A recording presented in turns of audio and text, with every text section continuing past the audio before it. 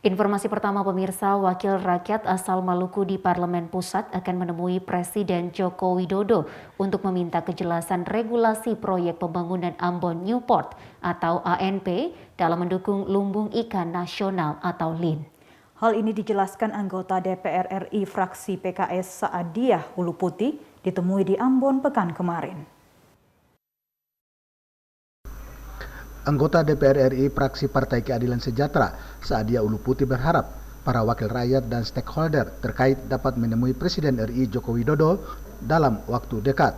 Tujuan pertemuan dengan Presiden ini untuk meminta penjelasan terkait regulasi proyek pembangunan Ambon Newport ANP dalam mendukung lumbung ikan nasional LIN. Regulasi ini berupa impres atau instruksi Presiden sebagai payung hukum untuk mengembangkan LIN yang integrasi dengan Ambon Newport. Menurut Hulu Putih, pihaknya sudah memaksimalkan penyampaian persoalan pembangunan proyek nasional ini di Senayan untuk menjadi atensi bersama baik Presiden maupun Menko Kemaritiman dan Investasi.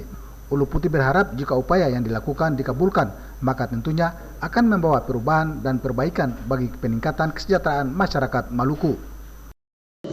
Kita harapkan bisa bertemu Presiden sama-sama seluruh stakeholder yang ada untuk meminta kejelasan regulasinya, ya, apa mau impres atau kepres, agar dia bisa menjadi payung hukum, landasan hukumnya, agar kita bisa bicara tentang bagaimana konsep pengembangan LIN-nya dan dia terintegrasi dengan pembangunan Ambon Newport sesuai dengan janji Presiden yang disampaikan di Maluku.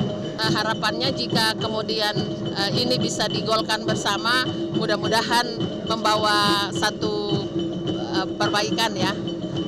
Ada harapan-harapan yang jelasnya kami sudah cukup maksimal, ya, menyampaikan di pusat, di Senayan, untuk menjadi satu atensi bersama, ya, jajaran baik itu Presiden, kemudian juga Menko Marves yang menyampaikan informasinya kepada kami.